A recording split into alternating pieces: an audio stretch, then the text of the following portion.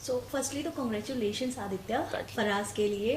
सो कैसी फीलिंग है अभी और कितना डिफिकल्ट था ये कैरेक्टर में खुद को ढालना? फिलहाल तो बहुत ही बढ़िया लग रहा है क्योंकि लोगों को पिक्चर पसंद आ रही है, परफॉर्मेंसेस पसंद आ रहे हैं। जो एक्चुअली हम कहानी के थ्रू कहना चाह रहे हैं वो बात भी व्यक्त हो रही है ऑडियंसेस को, तो बड़ा ही अच्छा लग रहा है। As far as the role goes, of course हर रोल अपने आप में कठिन होता है, लेकिन आप समझ सकते हैं ऐसा रोल जो मतलब मेरे रियलिटी से, मेरे पर्सनालिटी से इतना दूर है, तो काफ़ी कठिन था ये रोल निभाना, किरदार निभाना। लेकिन हंसल सर थे ही पहले से, उन्हीं का आइडिया था कि मतलब हमें इसको ह्यूमनाइज करना है, इसका थोड़ा जिसे कहते हैं वो लेयर्स ऑफ ब्रूटैलिटी के नीचे जो ह्यूमैनिटी होती है, जो इंसानियत होती है, वो भी थोड़ी सी व्यक्त करनी है। तो फिर वही हमारा इरादा था पहले से ही। स्क्रिप्ट में भी पहले से ही वही बातें लिखी हुई थी, वो नुआंसेस प्रेजेंट थे, मौजूद थे। जैसे मतलब जो स्क्रिप्ट जो राघव कक्कड़, कश्यप कपूर और रितेश सर ने लिखी है, तो था कठिन जरूर, लेकिन एक बहुत ही जिसे कहते हैं इनलाइटनिंग एक्सपीरियंस था। बहुत कुछ सीखने को मिला। आज जवान लड़के कैसे रेडिकलाइज होते हैं वो तो हम मतलब काफी टाइम से देखते आए, लेकिन आजकल के मॉडर्न डे में भी उन पे कैसे ये असर पड़ता है और ये क्या कर सकते हैं, वो देख के, वो समझ के, वो सीख के काफी हैरान भी हुए। लेकिन मतलब अभी काफी काफी कुछ सीखने को भी मिला इंसानियत के बारे में और हमारी सोसाइटी के बारे में भी। जैसे कि ट्रेलर में देखने मिल रहा है कि आपने काफी गन का यूज हुआ है। सो वो गन को पकड़ना, उसके लिए भी काफी प्रैक्टिस लगती है। सो आपका वो दौर कैसा रहा जी? प्रैक्टिस तो वो सुनील रॉड्रिगेज सर जो एक्शन डायरेक्टर है हमारे, उनकी टीम के साथ हमने काफी वर्कशॉप्स किए जिसे कहते हैं। वो गन तो देखिए एक बात होती है, वो गन पकड़ने का जो टेक्निक होता है वो तो सब वो आप सीख सकते हैं एक दो सेशन में, लेकिन वो जो समझ बदलनी पड़ती है हमें कि हम जब भी सिनेमा में गन देखते हैं तो वो ऐसी कोई बड़ी बात होती है नहीं। मतलब वो it is not treated with the same danger and reverence के आप जो रियल लाइफ में अगर किसी कमरे में जो अक्सर गन ना हो, वो रूम में गन दिखाई दे किसके हाथों में, और स्पेशली किसी थोड़े मतलब किसी इंसान के हाथों में जिस पे आप विश्वास नहीं करते हो, तो बहुत बड़ी चीज होती है। वो बहुत डर लगता है और बहुत पावर होता है वो गन में। वो चलाए नहीं तो भी बहुत पावर होता है। तो वो जो चीज है ना कि आप एक कमरे में रात भर वो गन पकड़ के लोगों को आप हॉस्टेज रख रहे हैं, तो वो गन की पावर समझना वो बहुत इंपॉर्टेंट था। और वो एक्चुअली हंसल सर का वही प्लान था, सुनील सर का भी वही प्लान था कि देखिए हम ज्यादा देखते नहीं है, लेकिन ये कहानी में ये बहुत महत्वपूर्ण है, तो ये हमें करना है, ये नुआंस हमें बाहर लाना है। लेकिन एक और भी बात है कि हमारे ट्रेनिंग में सुनील सर और उनकी टीम ने बहुत इंपॉर्टेंस दिया है गन सेफ्टी को। क्योंकि क्या होता है कि आप हम देखते हैं हॉलीवुड में भी, यहाँ पर भी कभी कभी एक्सीडेंट्स हो जाते हैं गन के साथ। Some are very costly in terms of life, in terms of property. तो आई थिंक वो एक बात हमेशा ध्यान में रखना, क्योंकि वही मैं कह रहा हूँ ना, हम पूरी पिक्चर में मतलब ऑलमोस्ट 80% ऑफ द पिक्चर में वो गन पकड़े रखे हैं, 5 अलग लड़के। तो 5 लड़के जो है किरदार वो है, लेकिन 5 जवान लड़के भी हैं एज एक्टर्स। तो how do you be responsible, how do you make sure that you are not hurting yourself, not hurting other people, not harming the properties. तो वो पूरा उसका सब मतलब ऐसा होलिस्टिक समझ आ गई थी, which was actually really good and very refreshing के हुआ हमारे पिक्चर में ऐसा। सो फराज का जो कैरेक्टर आपने प्ले किया है, वो करने के बाद कितने दिन तक आप उसी कैरेक्टर में रहे, शूट खत्म होने के बाद भी? जी, तो जो कैरेक्टर मैंने प्ले किया उसका नाम निब्रास है। वो मतलब वो ऐसा करते हैं ना, जैसे कहते हैं ना जी कि आप कुछ भी काम करते हैं जिसमें आप लगन मेहनत से आप काम करते हैं, जिस पे समय बिताते हैं आप, तो वो थोड़ा सा आप में रह ही जाता है कहीं ना कहीं, इन terms of whether it is in this case of course hopefully वो किरदार के क्वालिटीज ना आ जाए, बट वो जिससे जो समझ मिली है इसमें ये काम करके, ये कहानी पे काम करके, हंसल सर के साथ काम करके, तो वो सारी चीजें मतलब मैं ऐसा मानता हूँ कि मैं आई वुड होप कि I keep it with me और मैं आगे ले जा सकूँ।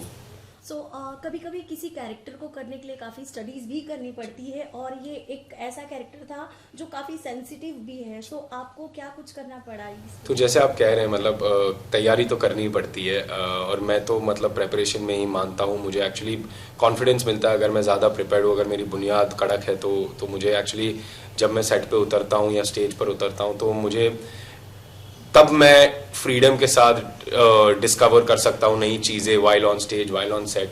लेकिन अगर आपकी प्रेपरेशन स्ट्रांग ना हो तो आप उसी में अटके रहते हैं, वही सोचते रहते हैं, तो you can not really perform and be completely present. At least that's my process for me. तो इस रोल के साथ भी वही हुआ। हंसल सर ने हमें 1 महीने की लगभग वर्कशॉप कराई थी। हमने काफ़ी रीडिंग्स की है साथ में, सारे जो यंग कास्ट है रेस्टोरेंट में साथ में मिलके हमने रीडिंग्स की। हमने उनके जो हंसल सर के जो पुराने एसोसिएट है इखलाक अहमद खान, जो फिल्म के एसोसिएट राइटर भी है, उनके साथ हमने जो कुरान शरीफ की जो सुराहें हैं या नमाज पढ़ने का जो तौर तरीका होता है, या फिर आप जो इंटरप्रिटेशन की बात बोलते हैं कि आप एक ही सुरा लेके आप 1000 तरीकों से इंटरप्रेट कर सकते हैं। हमारी पिक्चर में तो 2 बड़े डिस्टिंक्ट तरीकों से इंटरप्रेट होते हैं। तो ये सारे जो एस्पेक्ट्स है उस पर हमने काम किया। खैर हमने अपना खुद का भी रिसर्च और रीडिंग किया, और आई थिंक वही था कि आपको समझना है कि ये लड़के लोग इस मुकाम तक कैसे पहुंचते हैं, वो इम्पोर्टेंट था। और as an actor I think आपका मेन जॉब रहता है कि you have to make the audience believe that what you're saying and doing is true and it's honest. So how do you get yourself to believe what this character is saying and doing? मतलब ये इतना घिनौना काम है, इतना reprehensible काम है, ये करते हुए ये जो कहते हैं वो कहते हुए तुम कैसे बिलीव कर पाओ एज एन एक्टर वो किरदार को। तो वो एक्चुअली सबसे बड़ा चैलेंज था। बट मैं शुक्रगुजार हूँ कि हंसल सर की गाइडेंस के साथ हम वो कर पाए। जैसे कि आपने कुरान शरीफ का जिक्र किया अभी, सो आपका रिलीजन और जो आपने कैरेक्टर प्ले किया है वो काफी अलग है। सो उन चीजों को दिमाग में रखकर क्या कुछ करना था, बिकॉज वो एक बहुत ही डिफरेंट नहीं हो जाता है। देखिए एज एन एक्टर आपको हमेशा किरदार भी प्ले करने पड़ते हैं जो आप शायद हो नहीं। मतलब मैं शायद अगर मैं कहूँ कि मैं मास्टर्स करके बैठा हूँ यहाँ पर, लेकिन अगर मुझे कल किसी 10th पास का रोल करना पड़े तो मुझे वो सीखना पड़ता है। मुझे वो चीज़ें जो मैंने शायद लर्न की हो लाइफ में मुझे अनलर्न करनी पड़ती है, नई चीज़ें सीखनी पड़ती है। तो that is a part of a actor's job to do things that you might not normally be, or to play roles that are very different from what you are. लेकिन मैं ऐसा मानता हूँ कि जब आप वो करते हैं तो आपकी जिम्मेदारी बढ़ जाती है और आपको फिर तैयारी ज़्यादा करनी पड़ती है, क्योंकि जाहिर सी बात है अगर मैं मुसलमान नहीं हूँ और मुझे अगर कुरान शरीफ की सुराह पढ़नी है या नमाज पढ़नी है तो फिर लोगों की निगाहें डटी रहेगी। लोग भी बोलेंगे कि भाई देखो गलती यहाँ वहाँ हुई है या नहीं हुई है, तो वो मतलब जाहिर सी बात है उस पर थोड़ा सा प्रेशर, थोड़ी सी रिस्पॉन्सिबिलिटी बढ़ जाती है। लेकिन अगर आप जी तोड़ के मेहनत करो तो शायद परिणाम सही निकले, और आई होप कि हमारे इस केस में भी वही हुआ है। बट मैं वही कहना चाहूँगा कि we were cognizant of the responsibility. मतलब हमें पता था कि बहुत बड़ी जिम्मेदारी है, एक्स्ट्रा जिम्मेदारी उठाई है हमने, लेकिन उसी के लिए हमने वो 1 महीने का प्रेपरेशन और वर्कशॉप किया, जो आई थिंक सब करके सही निकला है कुछ। तो ट्रेलर देखने के बाद आपके पापा का क्या रिस्पॉन्स था? तो ट्रेलर देखने के बाद, पिक्चर देखने के बाद उनको तो बड़ी अच्छी लगी पिक्चर। उनको जो हंसल सर कहना चाह रहे थे कहानी के थ्रू, जो राइटर्स कहना चाह रहे थे कहानी के थ्रू, उनको भी वो बात काफ़ी अच्छे से समझ में आई। उनको परफॉर्मेंसेस भी काफ़ी अच्छे लगे। हमने तो बैठ के मतलब हम हर परफॉर्मेंस के बाद जो भी हम एक दूसरे का अगर काम देखते हैं तो हम 1, 2, 3 घंटे बैठ के बस बतियाते हैं उस पर, उसको एनालाइज करते हैं। तो हमने इसी के साथ भी वही किया। लेकिन मैं काफ़ी खुश हूँ कि उनको परफॉर्मेंस पसंद आया। क्या कभी ऐसा हुआ है कि आपको किसी प्रोजेक्ट के लिए अप्रोच किया गया हो बट आपको पहले आपको मतलब पापा से डिस्कस करना आपको पसंद हो कि हाँ मुझे इस कैरेक्टर के लिए? नहीं, मैं प्रेफर करता हूँ कि मैं अपने डिसीजंस खुद ही लूँ। ऑफ कोर्स मैं उनकी एडवाइस तो लेता ही हूँ, मतलब वो इतना नॉलेज है, उनको इतना एक्सपीरियंस है, वो मेरे लिए केयर भी करते हैं। तो मतलब ऑफ कोर्स मैं बेवकूफ़ रहूंगा अगर मैं उनकी सलाह ना लूं। लेकिन ऐसी चीज़ों के लिए जो कहानियों के पिक्चरों के डिसीजन लेने पड़ते हैं या वो सब चीज़ों के लिए मैं अपने इंस्टिंक्ट में मानता हूं, क्योंकि अगर आप किसी और का सुन के, no matter how well meaning, अगर आप किसी और का सुन के आप डिसीजन ले रहे हैं, आप काम कर रहे हैं, तो आपका काम नहीं होता। फिर अगर आप सक्सेसफुल हुए या फेल हुए तो फिर वो सक्सेस या फेलियर आपका फील नहीं होता, which is a little bit of a dangerous thing. तो मैं ऐसा मानता हूं कि खुद की डिसीजंस लो, सोच समझ के लो, लेकिन खुद के डिसीजन लो। शूटिंग के वक्त कोई ऐसा इमोशनल मोमेंट हुआ हो सेट पर जो आप शेयर करना चाहें आपके फैंस के साथ? तो वैसे तो काफी इमोशनल मोमेंट्स थे, काफी वार्म अफेक्शनेट मोमेंट्स थे। हमने कोविड बबल में रहकर साथ में पिक्चर बनाई है, तो आई थिंक वो पूरी टीम के साथ, हंसल सर के साथ इतना सुंदर वक्त गुजरा हमारा। हंसल सर कुकिंग बढ़िया कर लेते हैं, तो हम अक्सर जो हमारा ब्रेक डे होता था, अगर अगले दिन ब्रेक है या टर्न अराउंड है जिसे कहते हैं, तो हम सर के रूम पे चले जाते थे। सर बढ़िया सा खाना बनाते थे और हम साथ में मिलके जो खाते थे, मतलब ऑलमोस्ट सच में कहूंगा मैम कि ये फैमिली वाली फीलिंग आई थी बनाते समय। हम सब नए थे, हम सब अपना करियर वन वे और अनदर चालू कर रहे हैं या शुरुआत हो रही है करियर की। और फिर हंसल सर जो उन्होंने तो इतनी कमाल की पिक्चरें बनाई। उन्होंने जस्ट स्कैम बनाई थी, स्कैम आई थी, स्कैम हिट हो गई थी, तब हम साथ में मिलके उन्होंने ये पिक्चर बनाई। लेकिन तो हम सब प्यार मोहब्बत से काम कर रहे थे। हंसल सर का जो विजन था उसको हम एग्जीक्यूट करने की कोशिश कर रहे थे, तो बड़ा ही सुंदर वक्त गुजरा।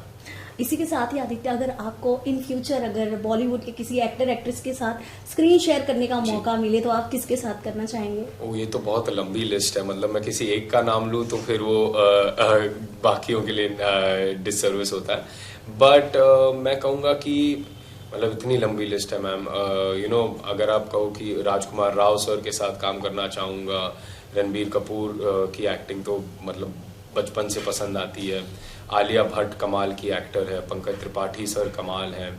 नवाजुद्दीन सिद्दीकी सर भी हैं। कभी शायद पिताजी के साथ भी काम करने का मौका मिले तो बेशक करना चाहूंगा। अगर पिताजी के साथ, आपने जिक्र किया, पिताजी के साथ अगर आप काम करना चाहेंगे उस वक्त आपके दिमाग पे क्या, क्योंकि आपके डैड बहुत ही दिग्गज एक्टर है जिन्होंने अनगिनत फिल्में दी हैं जो आज भी एवरग्रीन की तरह चल रही है। सो कैसा कैरेक्टर आप उनके साथ प्ले करना चाहेंगे? वो तो कहानी पे डिपेंड है।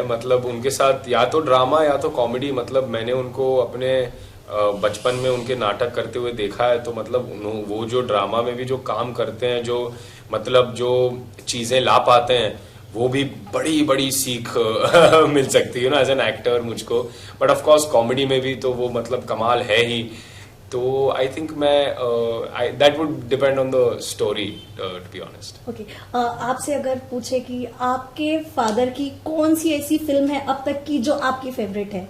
आई वुड से काफी है। अगेन उन्होंने तो आई थिंक 300 से ज्यादा पिक्चरें करी है, तो काफी पसंद है। बट आई विल से कि मुझे ओए लकी लकी ओए एक ऐसी पिक्चर है जो मुझे बहुत पसंद है बचपन से भी। मैं वो कहानी, वो लकी का किरदार, पिताजी के जो 3 अलग किरदार है, सिमिलर रीजन के हैं, लेकिन फिर भी उन्होंने जो वेरिएशन लाया है तीनों किरदार में, आई थिंक वो picture out and out master class है। अगर आप कहो डायरेक्शन की, राइटिंग की, परफॉर्मेंसेस की, वर्ल्ड बिल्डिंग की, और वो कहानी कहाँ से कहाँ ले जाते हैं, वो किरदार क्या क्या करता है, फिर भी आपको उसके लिए पिटी, उसके लिए थोड़ी सी सिंपैथी फील होती है। तो बहुत बहुत बहुत सुंदर पिक्चर है वो। लास्टली आपके फैंस के लिए क्या मैसेज देना चाहेंगे? नहीं, बस आप जब भी जा सको सिनेमा में जाकर फराज देखिए। हमने बहुत मेहनत से, लगन मेहनत से, प्यार मोहब्बत से पिक्चर बनाई है। आई होप कि जब भी आप देखें आपको पसंद आए। Thank you so much.